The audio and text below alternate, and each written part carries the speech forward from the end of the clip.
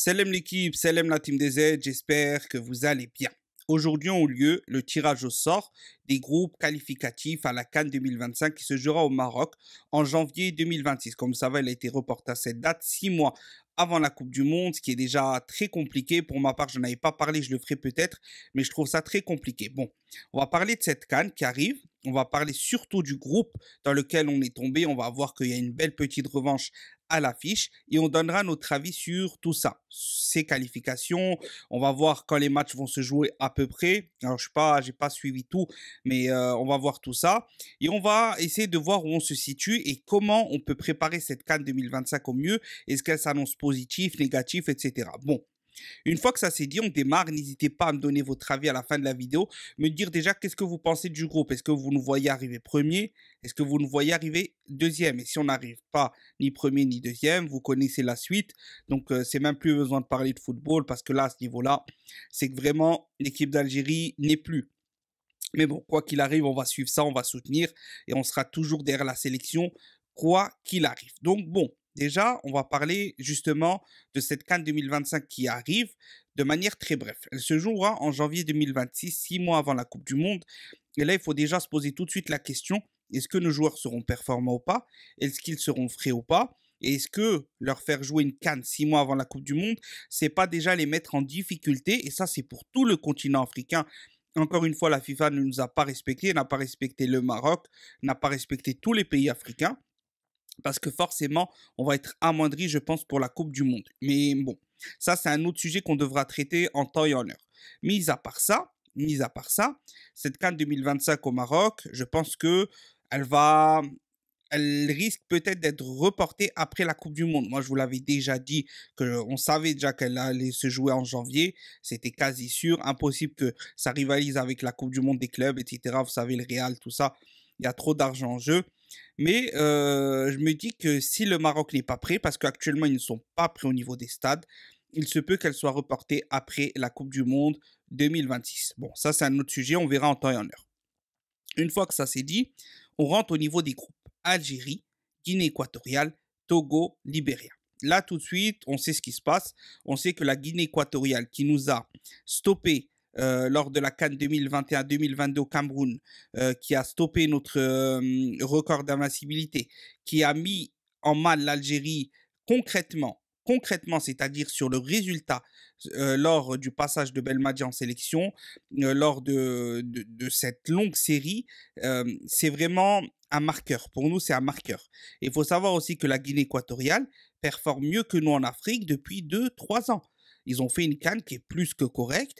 On voit que c'est une équipe qui joue. On voit que c'est une équipe qui peut nous mettre en difficulté. Ça, c'est clair, net et précis. Donc, finir premier de ce groupe, déjà rien que par rapport à cette Guinée équatoriale, ne sera pas simple. Jouer chez eux sera difficile, les recevoir chez nous sera compliqué.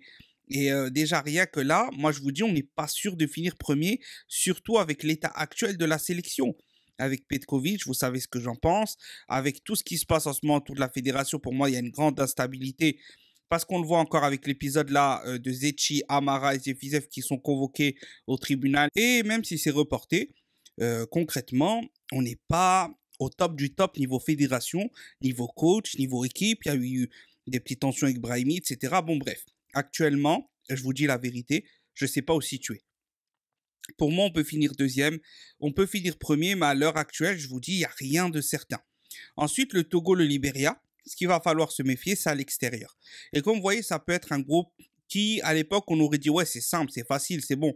L'affaire, elle est pliée, on finira premier du groupe, peut-être pas avec tous les points, mais on finira premier du groupe. Aujourd'hui, moi, je vous dis, on peut finir deuxième. On peut finir deuxième parce que l'équipe d'Algérie, c'est plus l'équipe d'Algérie d'il y a 3 ans, 4 ans. Et donc, il faut se méfier de toutes les équipes qui progressent et qui, en plus, nous, on régresse. Là est toute la problématique. Donc, pour ce groupe-là, concrètement, premier ou deuxième, on se qualifiera, mais ça sera compliqué. Je vous dis sincèrement, ça sera compliqué. Et il ne faut pas s'attendre à se qualifier au bout de la 3e journée, la 4e journée peut-être, mais j'y crois pas. Donc voilà, ça c'est mon avis clair, net et précis. Il y aura une belle revanche à prendre face à la Guinée équatoriale, comme vous le savez, et on verra ce que ça donne. Et voilà. Donc maintenant, pour ce qui est justement, pour finir brièvement, et vous me donnerez votre avis sur justement ce groupe E, etc. concrètement, les journées qui arrivent, comme je vous ai dit, on se qualifiera sûrement dans les dernières journées, je pense. Je ne nous vois pas nous qualifier en troisième journée, quatrième journée. Franchement, à l'état actuel des choses, moi, je vois pas. Donc, pour ce qui est des journées, du procédé, etc., et on va voir un peu tout le calendrier qui nous attend. Donc, en septembre, ça commencera. En septembre, on va affronter, ça c'est sûr, 2 matchs. Je crois en novembre, on affronte 2 matchs.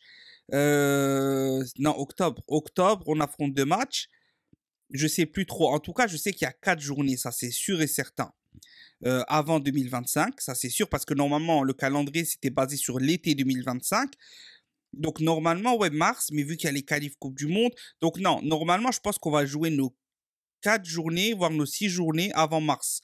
En tout cas, c'est sûr qu'il y en aura 4 avant 2024-25. Vous me direz dans les commentaires, là, j'ai pas tout suivi, mais ça, c'est sûr qu'il y en a 4, voire 6. 4, voire 6. Donc, en tout cas, septembre, octobre, novembre, il y aura 4 matchs, ça, c'est sûr et certain. Donc ces 4 matchs-là, va falloir ramener au moins 9 points. Va pas se mentir, va falloir ramener au moins 9 points, voire 10 points. 10 points serait l'idéal, 12 points c'est le top, 10 points c'est l'idéal, 9 points c'est le minimum. En dessous, c'est un échec. Donc Petkovic, justement, va pouvoir encore plus le jauger. Certains ont dit il faut encore patienter, ceci, cela. Moi, j'ai la sonnette d'alarme, j'ai tiré directement. Mais bon, on va voir. On va voir septembre, octobre. On va se faire encore plus une idée. Est-ce qu'il a compris certaines choses? Est-ce qu'il va enfin mettre des choses en place, etc. Parce que malheureusement, on va devoir aller à la CAN, à la Coupe du Monde avec lui. Et je pense que Sadi ne peut pas le licencier, ne le licenciera pas, parce que s'il le licencie, il se licencie lui-même. Mais pour moi, c'est très risqué. Donc là, ces journées-là vont arriver. Je pense que, comme je vous ai dit, on se qualifiera difficilement, mais on se qualifiera en tout cas premier, mais très difficilement, voire deuxième. Voilà. Et en tout cas, pour ce qui est de la CAN 2025 au Maroc, personnellement, je ne suis pas confiant. Actuellement, à l'heure des choses, comme je l'ai dit, ça rejoint ce que je vous ai dit précédemment. Donc, je vais certainement me répéter, mais vous voyez quand même que je suis assez inquiet. Parce que se qualifier, oui, on se qualifiera, mais est-ce qu'on fera quelque chose au Maroc?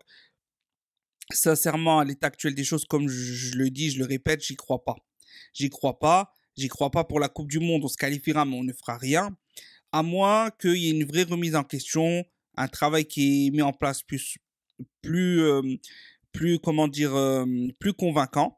Mais voilà. En tout cas, quoi qu'il arrive, on sera derrière l'équipe d'Algérie. On soutiendra l'équipe d'Algérie. Victoire, défaite, peu importe, on sera toujours là. On a toujours été là. Les supporters de l'équipe nationale d'Algérie sont très fidèles. Et victoire ou défaite, on soutient notre pays. Donc, quoi qu'il arrive, on sera là. Mais je vous avoue que avec Petkovic, je ne suis pas convaincu. J'espère personnellement qu'il y aurait eu du changement, mais apparemment, il n'y en aura pas. Donc, on verra bien ce que ça donne. On souhaite se tromper. On souhaite que l'équipe d'Algérie fasse un beau parcours, un beau travail. En tout cas, avant cette CAN 2025, avant cette Coupe du Monde, il y a des échéances qui arrivent. Et là, jusqu'à mars, on va jouer, c'est sûr, au moins 8 matchs. 2 de Coupe du Monde, 6 de CAN 2025. S'il n'y a pas de changement au niveau des calendriers, ce qui est possible, mais j'y crois pas trop. Mais on verra en tout cas. Voilà. N'hésitez pas à me dire si je me suis trompé sur certaines choses ou etc. J'espère que la vidéo vous aura plu. J'attends vos avis pour pouvoir vous répondre, échanger avec vous sur le sujet. Salam l'équipe, Tahia l'Algérie.